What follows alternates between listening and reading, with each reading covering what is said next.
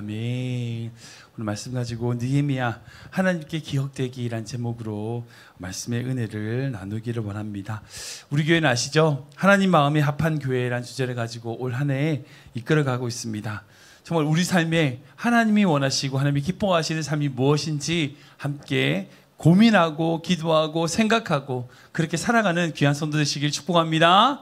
우리 옆에 분에 인사할까요? 하나님의 마음에 합한 성도 됩시다. 네. 네, 함께 이렇게 예배 드릴 수 있는 것이 얼마나 감사하고 기쁜 건지 모르겠어요. 사랑하는 여러분들 혹시 잊지 못할 사람이 있으십니까? 잊지 못하실 분, 그러니까 평생 잊지 못할 은혜와 사랑을 주신 분, 여러분들 인생에 있어서 한 분쯤 있으실 거예요. 그리고 그분들의 사랑과 은혜를 생각하면 너무나 가슴 벅찬 우리가 생각을 떠오르기 하죠. 우리 부모님일 수도 있고요, 우리 선생님일 수도 있고, 다른 어떤 분일 수도 있습니다. 즉, 그분의 우리에게 베풀어 주신 그 사랑과 은혜를 기억한다는 것, 여러분 이게 참 중요한 부분이에요. 왜냐하면 우리가 그분의 삶을 인정한다는 것이기 때문입니다. 그러니까 그분의 삶이 가치 있다는 것을 우리가 기억함으로 보여줄 수 있는 거죠. 우리가 그분의 삶을 기억한다는 것은 그분의 삶이 가치 있다는 것을 의미하는 거기 때문입니다. 그래서 여러분들이 기억할 만한 분, 정말 은혜 받은 분들을 꼭 기억하시는 거, 여러분들 그게 참 중요합니다. 그리고 한 발자국 더 나가서 우리 또한 다른 사람에게 기억되는 삶을 살아야 된다는 거예요. 그렇잖아요. 우리가 그분을 기억하고 그런 분을 기억하는 것도 중요하지만 내가 다른 사람에게 기억될 만큼의 삶을 살아야 된다는 거죠.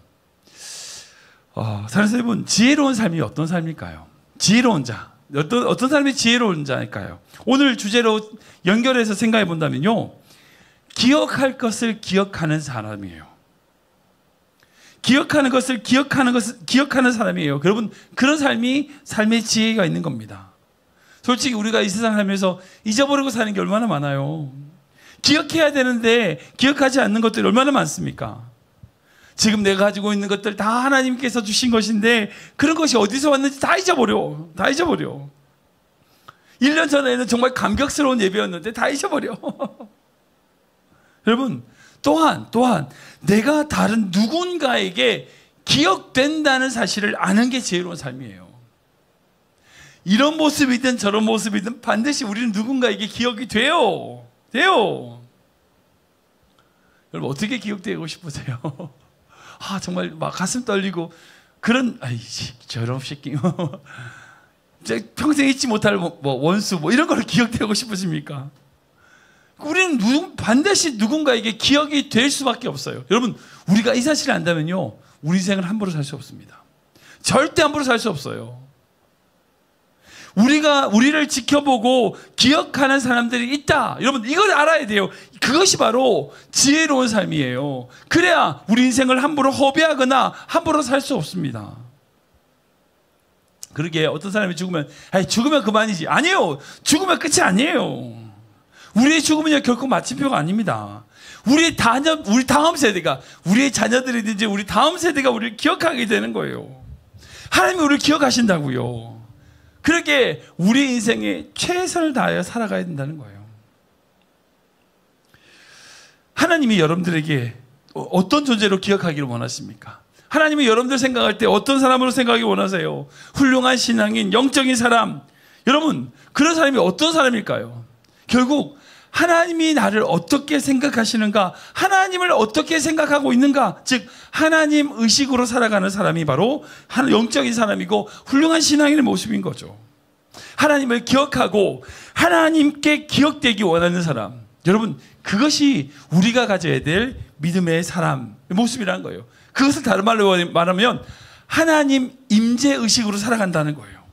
지금 나와 함께 하시는 거예요. 그러니까 하나님이 나와 함께 하신다라고 하는 하나님의 임재를 기억하고 생각하고 그렇게 살아가는 거죠. 그게 정말 우리가 추구해야 될 바른 신앙의 모습이라는 거예요. 그런 의미에서 우리가 읽었던 이 느헤미야는 참 위대한 인물입니다. 왜냐?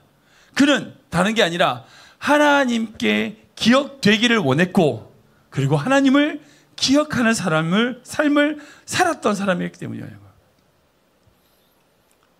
우리 같이 한번 이 느헤미야에 대해서 한번 좀 생각해 보기로 합니다. 첫 번째, 느헤미야는요, 하나님을 기억하는 사람이었다는 거예요. 우리 같이 읽어볼까요? 시작.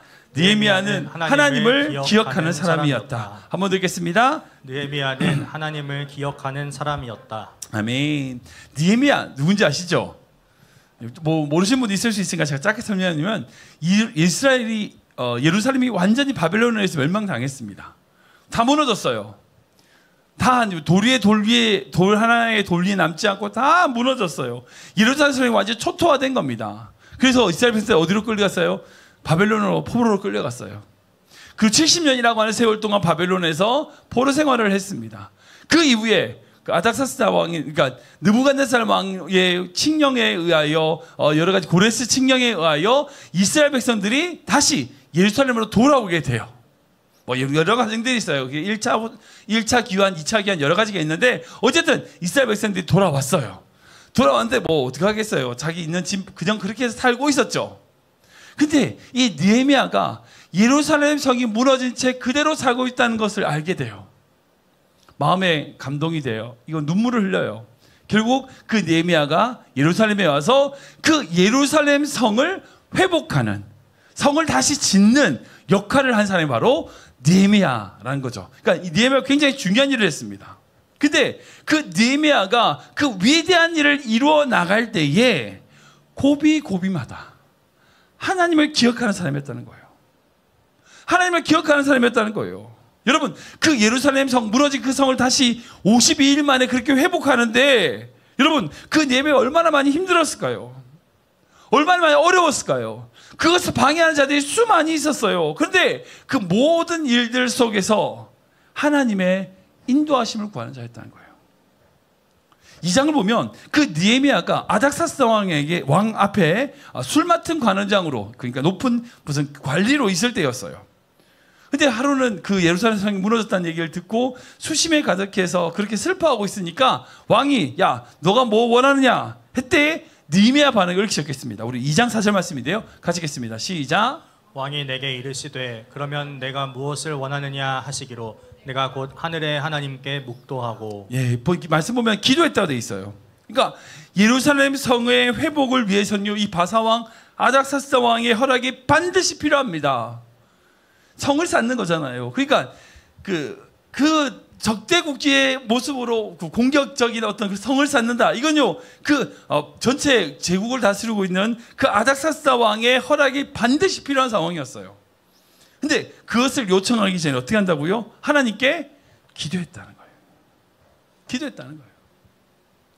그리고 하나님께 그렇게 기도하고 구했는데 어떻게 해요? 허락해줘요. 그뿐 아니라 재료까지 준대. 그 왕의 허락을 받아서 예루살렘에 왔어요. 그러면 이제 지으면 되잖아. 근데 지은데 어떻게 해요?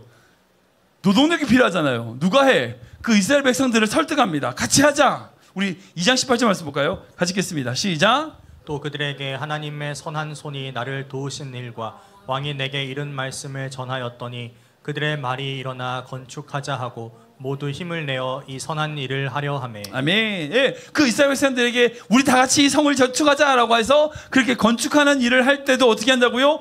하나님의 선한 손이 나를 도우신 일, 하나님의 함께 하시는 것에 대하여 증거하는 거예요. 그리고 결국 52일 만에 예루살렘 성을 다 회복했습니다. 놀라운 역사를 이뤘어요. 그러고 나서 6장 16절을 시작했습니다. 같이 읽겠습니다. 시작. 우리의 모든 대적과 주위에 있는 이방 족속들이 이를 듣고 다 두려워하여 크게 낙담하였으니 그들이 우리 하나님께서 이 역사를 이루신 것을 알미니라. 아멘.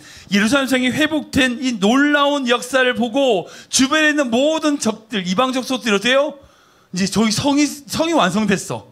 우리 함부로 공격 못하는 거예요. 저기 이제 군사력이 갖춰진 거야. 이제 예루살렘이라고 하는 곳이 어떻게 함부로 공격할 수 있는 곳이 아니야. 그걸 알게 되는 거죠. 낙담한 거예요. 근데 그 모든 것을 어떻게 했다? 하나님이 이루신 역사라는 거예요. 하나님께 이루신 역사. 여러분, 느부갓네살이 그 왕의 허락을 받고 와서 그 재료를 가지고 이스라엘 백성들을 독려해가지고 그렇게 지었죠. 근데 누가 했다고요? 하나님이 하셨다는 거예요. 하나님이 하셨다는 거예요. 자기가 이룬 모든 일들, 이루었던 모든 역사를 하나님이 이루신 것입니다라고 고백하고 있다는 거예요. 즉, 이 느헤미야는요, 자기 삶에 있어서 항상 하나님을 기억하는 사람이었다는 것을 알 수 있는 겁니다. 지금 여러분들 어떠세요? 지금 여러분들 어떠십니까? 어떤 일을 시작할 때, 그 어떤 일을 준비하는 과정에서, 그리고 그 일을 마친 후에 하나님께 모든 것을 맡겨드리고 있습니까? 하나님을 기억하고 있나요? 자기 조금 잃었다. 저 하나님 내가 했어. 여러분, 그만큼 어리석은 게 없어요. 어리석은 게 없어요. 하나님을 기억해야 됩니다. 우리가 모든 일을 시작하는 시점, 진행되는 과정, 그리고 이루어낸 모든 것들 다 하나님의 은혜입니다. 하나님을 그렇게 기억하는 성도가 되어야 된다는 거예요. 그것을 바로 하나님 의식이 있다는 거예요. 하나님의 임재 의식이 있다는 겁니다. 그런 의미에서 이 느헤미야는요, 늘 하나님을 곁에 모시고 사는 하나님 의식으로 산 사람이었다는 것을 알 수 있어요. 매사에 모든 일을 하나님과 연관을 시켜요. 어떤 일을 시작할 때도, 어떤 문제가 있을 때도 하나님과 그 문제를 의논해요. 여러분, 그렇게 사셔야 돼요. 하나님의 일은 하나님의 일, 내일은 내일. 절대 그렇지 않아요. 내일이 바로 하나님의 일이에요. 하나님의 일이 내일이라고요. 내가 만나는 모든 문제 속에서 그 문제를 하나님과 연관을 시키세요. 그게 바로 하나님을 기억하는 사람이라는 거예요. 저는 우리 모든 성도님들이 하나님을 그렇게 기억하는 성도 되시길 지금 축원합니다.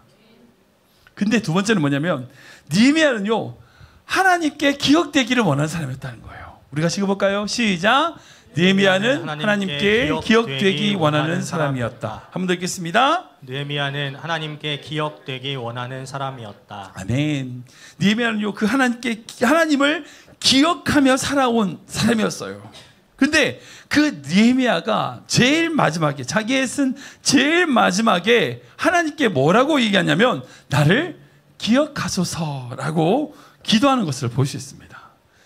기억해달라는 게 두 번이 등장하는데, 먼저 첫 번째 등장하는 말씀이 바로 29절이거든요. 같이 읽어보겠습니다. 시작. 네, 하나님이여, 그들이 제사장의 직분을 더럽히고 제사장의 직분과 레위 사람에 대한 언약을 어겼사오니 그들을 기억하옵소서. 아멘. 자신이 보기에는 어처구니 없는 행동을 한 사람들이 있어요. 뭐 쉽게 얘기하자면 자기를 힘들게 하는 사람이란 뜻이죠. 여러분들 그런 사람들 만나요, 안 만나요? 안 만나요? 만나요, 안 만나요? 만나요. 예, 만나요. 근데 그 느헤미야는 그런 사람을 만났을 때에 어떻게 기도하고 있어요? 그들을 기억하옵소서라고 기도하고 있어요. 여러분, 이 의미가 뭘까요? 이 의미가 뭘까요? 그들을 기억해 달라는 건요, 그 사람에 대한 심판을 하나님께 맡기는 거예요. 맡기는 거예요. 제가 생각할 때 우리가 좀 관계나 어려운 그런 문제에 있어서 우리가 하나님께 드릴 수 있는 가장 최선의 기도, 완벽한 기도가 바로 이 기도라는 생각이 들어요. 하나님, 누구누구 아시죠? 기억해 주세요. 내가 싸우려면 안 돼요. 많은 교회 안에 문제가 생겨요. 왠지 아세요? 그 사람을 하나님께 기억해달라고 맡기지 않고 어떻게 내가 싸우려고 그래요. 내가 응징한다, 내가 슈퍼맨, 절대 못해요. 그 사람도 안 그런가요? 똑같아요. 어떻게 해야 되냐? 하나님, 제 마음 아시죠? 그 사람 기억해 주세요. 그 사람이 그 말을 했던 거, 그런 행동을 했던 거 하나님 기억해 주세요. 무슨 말이에요? 하나님 알아서 심판해 달라는 거예요.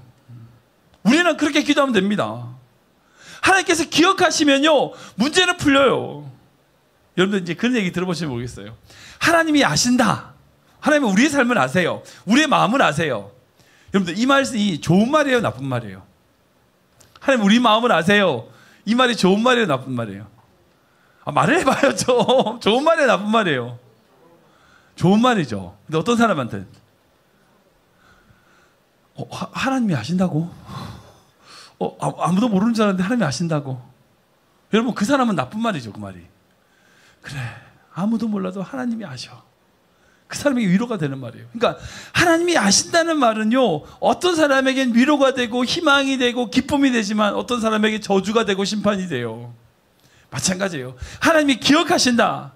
하나님이 기억하신다. 이건요, 어떤 사람에게는 축복이 될 수 있어요. 우리가 삶을 최선을 다하여 살아왔기에 하나님께 축복을 받는 길이 될 수 있어요. 그러나 어떤 사람에게는요, 하나님의 심판을 맞는 길이 되는 거예요. 저는 우리 모든 성도들이 하나님이 기억하시고 하나님이 아심이 축복이 되는 귀한 성도 되시길 축복합니다.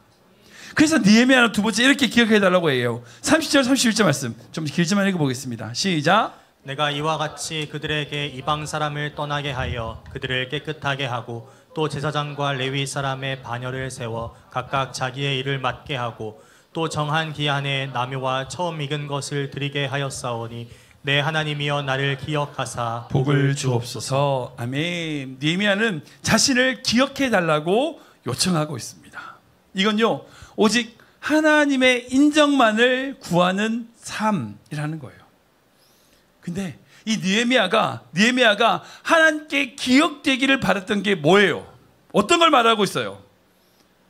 지금 이 말씀 보시면 뭐 그 사람 이방 떠나게 하고 정결케 하고 뭐 반열을 세우고 기한에 남아서 처음 익은 것 하나님께 드리고 뭐 이런 얘기 하잖아요. 좀 자지구란 얘기를 하잖아요. 느헤미야는요, 위대한 일을 이룬 사람이에요. 하나님, 제가 예루살렘 성벽을 세운 거를 기억해 주십시오. 하나님, 내가 이렇게 큰 일을 이룬 거를 기억해 주십시오. 하나님, 다른 사람들이 다 인정하는 그런 일을 내가 했어요. 하나님, 기억해 주세요. 여러분, 그걸 요청하지 않았어요. 어찌 보면 사소한 일, 자질구레한 일일 수 있는데 이런 자질구레한 일들, 특별히 이게 뭐냐? 구별된 삶을 살았던 자기의 삶을 기억해 달라는 거예요. 다시 말씀드릴게요. 위대한 일을 기억해 달라는 게 아니라 자기의 평소의 삶에서 하나님과 세상 가운데 구별된, 세상이 아닌 하나님께 구별된 삶을 살았던 것들을 기억해 달라는 거예요. 이 본문 말씀인 13장은요, 좀 이제 예루살렘을 회복한, 제가 말씀드렸던 그 6장에 있었던 회복 사건의 시간으로 좀 떨어져 있는 시점입니다. 느헤미야가 BC 445년부터 433년까지 12년 동안 이스라엘의 총독으로 있으면서 예루살렘 성을 회복시켰어요. 그 뒤에 페르시아로 돌아갑니다. 돌아가서 약 10년 뒤인 BC 424년에 다시 예루살렘으로 돌아오게 돼요. 귀국하게 돼요. 근데 그 예루살렘을 비웠던 약 10년간에 있었던 일이, 특별한 일들이 생겨요. 문제가 생겨요. 근데 그 문제를 느헤미야가 다시 돌아와서 다시 개혁을 하고 변화를 시키는 내용이 바로 13장에 나오는 내용들이에요. 근데 그게 뭐냐? 좀 세 가지가 있어요. 첫 번째는 뭐냐면 성전을 회복시켜요. 무슨 일이 있었냐면 느헤미야가 예루살렘 성벽을 지을 때에 반대했던 도비아라고 하는 악행하는 자가 있었어요. 근데 그 악행하는 자가 대제사장이었던 엘리야십과 서로 동맹을 맺은 거야. 느헤미야가 없는 사이에. 느헤미야가 그 예루살렘 성을 지을 때에 도비아가 굉장히 많이 괴롭혔거든요. 진짜 많이 힘들게 했어. 그리고 이스라엘 공격하기도 하고 그렇게 했던 악한, 이스라엘과 반대되는 사람인데 어느새 느헤미야가 없는 사이에 대제사장과 그 도비아가 서로 결탁해서 정권 내지는 힘을 가지고 있는 거예요. 그래서 이 대제사장이 그 도비아에게 성전의 방을 하나 주는 거예요. 특별히 그 방이 뭐냐? 예물을 보관하는 그 방인데, 중요한 방인데 그 방을 비워서 도비아에게 준 거예요. 느헤미야가 왔더니 그런 짓을 한 거야. 그 대제사장이 당장 그 도비아를 쫓아내고 거기를 깨끗이 하게 해서 하나님의 역할을 하는, 하나님의 일을 하는 그런 예배의 장소로 변화를 시켜요. 그게 첫 번째예요. 두 번째는 뭐냐? 두 번째는 그 성도들을 청결케 시켜요. 바른 예배를 드릴 수 있도록 하는 거예요. 온전한 11조를 드리지 않았던 성도들, 바른 믿음과 생활에 직분이 없었던, 그러니까 안식일에도 막 일을 하고 그런 사람들을 바르게 가르쳐서 바른 예배를 드릴 수 있도록 해요. 마지막으로 세 번째로 가정을 회복시켜요. 당시에 그 이스라엘 백성들이, 예루살렘 백성들이 이방 여인들과 결혼하고 그렇게 음행을 하는 것들에 대하여 정말 순결을 지켜야 된다, 말씀을 지켜야 된다라고 가르치면서 그렇게 가정을 회복시키는 일을 느헤미야가 하게 돼요. 이 세 가지를 하고 난 다음에 한 말이 이 말씀인 거예요. 지금 느헤미야는요, 대단한 어떤 뭔가를 해려고 그런 이야기를 요구하는 게 아니에요. 그들이, 느헤미야가 이스라엘 백성들이 요구하는 것은요, 거룩한 삶이에요. 거룩한 삶. 세상과 구별되는 삶을 살라는 거예요. 그렇게 살아야 하나님이 원하시는 하나님께 기억되는 삶이 된다는 거예요. 느헤미야는 이 부분에 대해서 조금도 양보 없어요. 양보가 없어요. 하나님의 음성을 듣고 순종함으로 그 모든 일들을 이루어내는 것을 볼 수 있어요. 왠지 아세요? 그래야, 그렇게 거룩한 삶을 살아야, 그렇게 믿음으로 발버둥 쳐야 하나님께 기억되는 삶이 되기 때문이라는 거예요. 제가 이 말씀을 생각하면서 그런 생각이 들어요. 느헤미야는요, 제가 생각할 때 그래요. 위대한 자로 하나님께 기억되기보다 하나님 앞에 정결하고 깨끗한 자로 기억되기를 원하는 것 같아요. 정말 그런 것 같아요. 솔직히 느헤미야가 얼마나 위대한 일을 많이 이뤘습니까? 예, 대단한 일을 이뤘어요. 그 이스라엘 흩어졌던 이스라엘을 다시금 새롭게 만드는 초석을 놓은 사람이 바로 이 느헤미야입니다. 근데 그는 그가 했던 모든 위대한 일보다 그가 하나님 앞에서 정결한 삶을 살았던 것을 기억해 달라고 지금 기도하고 있어요. 제가 한국 교회를 좀 많이 좀 뭐라 하는 데 같은 그런 게 있어요. 하여튼 근데 한국 교회 문제는 그거예요. 위대한 일이 없어서가 아니에요. 한국 교회는요 정말 위대한 교회예요. 세계에서 제일 큰 교회가 한국입니다. 세계에서 제일 큰 장로교회도 한국에 있어요. 세계에서 제일 큰 감리교회도 한국에 있다고요. 폭발적인 성장으로 한국교회는요 세계의 모든 사람들이 깜짝 놀란 교회였어요. 지금도 세계 2위의 선교사를 보내 2등으로 미국 다음으로 정말 작은 나라인데 가장 많은 선교사를 보내는 나라가 대한민국이에요. 그런데 거룩하지 않아요. 위대한 일을 이룬 것 같은데 거룩하지 않아요. 정결함을 잃어버렸어요. 문제는 그겁니다. 위대한 일을 이루는 것보다요 지금 우리 삶에 있어서 작고 보잘것없는 연약한 일일지라도 그 일에 최선을 다하여 주님의 마음으로 섬겨나가는 믿음의 자세, 그 삶이 있어야 된다는 거예요. 그게 주님이 우리에게 원하시는 거예요. 여러분 물론 뭐 우리 교회 성도님들 중에서 위대한 일을 하셔야죠. 하나님께서 주시는 기회가 된다면 위대한 일을 이루세요. 근데 절대 하나님께 위대한 일을 이룬 사람으로 기억되지 마세요. 거룩한 자로 기억되십시오. 하나님께서 정결한 자로 기억되십시오. 그게 우리 삶에 있어서 중요한 자세라는 거예요. 말씀을 정리하겠습니다. 오스트레일리아 첼리스트 중에서 피아티 고르스키라고 하는 유명한 첼리스트가 있어요. 이 유명한 피아티 고르스키의 스승이었던 카잘스와의 일화 중에 아주 유명한 일화가 있습니다. 그게 뭐냐면 이 피아티 고르스키가 초년띠였어요. 이제 젊었을 때 청소년기 지나서 이제 막 연주자로 막 훈련을 받고 이제 카잘스에게 훈련을 받고 있을 때 그때였어요. 태어나서 처음으로 단독 무대를 가지게 됩니다. 연주회를 성황리에 많은 관객들이 모이고 이제 젊은 유능한 어떤 그런 첼리스트니까 많은 관객들이 모여가지고 독주하는 것을 다 듣고 딱 끝났어요. 막 관객들이 와서 박수를 막 치는 거예요. 너무 초연이고 너무나 뭐 어린 나이인데 불구하고 청소년기 그런 젊은 나이인데 불구하고 너무 완벽한 연주를 하니까 그 자리에 있었던 모든 청중들이 막 일어나서 막 기립박수를 치는 거예요. 근데 이 고르스키는요 전혀 기뻐하지 않는 거예요. 그 수많은 사람들이 일어나서 박수를 치는데 인사하기를건요 거기서 자꾸 뻘쭘뻘쭘하고 있는 거예요. 악기를 듣고 뻘쭘뻘쭘하고 있는 거예요. 한쪽에만 자꾸 쳐다보고 있는 거예요. 한쪽 구석에 앉아있던 그의 스승 카잘스가 한 3분 정도 혼자서 눈을 감고 잠잠히 있더니 3분이 지나서 눈을 뜨고 일어나서 박수를 치야겠어요. 그때서야 이 고르스키가 활짝 웃으면서 많은 사람들이 인사하기 시작하는 거예요. 왜 그럴까요? 이 고르스키에게 집중되는 것은 자기의 실력을 제대로 알지 못하는 그 수많은 청중들의 박수가 아니에요. 누구의 박수예요? 자기의 스승 카잘스의 박수였어요. 자기의 스승 카잘스가 내가 했던 이 연주를 잘했다. 그러면 되는 거예요. 모든 신경, 모든 집중이 그 카잘스에게 집중되어 있는 거예요. 우리가 신앙생활하면서 많은 사람에게 박수를 받을 때도 있고요. 때로는 박수를 못 받을 때도 있어요. 근데 우리가 그 수많은 사람들의 박수에 갈급하면요 엉뚱한 길로 가요. 엉뚱한 길로 가요. 우리 누구의 박수를 받아야 돼요? 누구 박수 받아야 돼요? 예, 우리 주님, 우리 하나님, 우리 예수님. 우리의 초점이 사람들의 칭찬에 있으면요, 엉뚱한 길로 가요. 우리의 초점은요, 하나님께 있어야 돼요. 하나님이 박수 치시면 그 자리가 내가 있어야 될 자리고, 아무리 수많은 사람들이 박수 친다 할지라도 하나님이 원하시지 않으면요, 그 자리는 내 자리가 아니에요. 그 영광은 내게 영광이 아니라고요.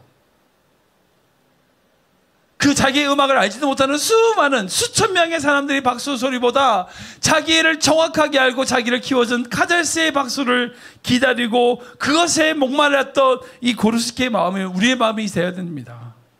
다른 어떤 사람의 평가가 아닌 우리 주님께서 나를 뭐라고 보실까? 그 하나님께 원하시는 것이 무엇인지를 고민하고 살아가야 되는 거예요. 제가 이제 농담 아닌 농담처럼 하지만 제가 나중에도 은퇴하겠죠. 제가 은퇴하는데 김동호 목사님이 하신 말씀 중에 제가 마음에 진짜 와닿는 말씀이 있어요. 뭐냐면 그 김동호 목사님이 존경하시는 목사님이 은퇴하실 때 은퇴사를 했는데 딱 30초.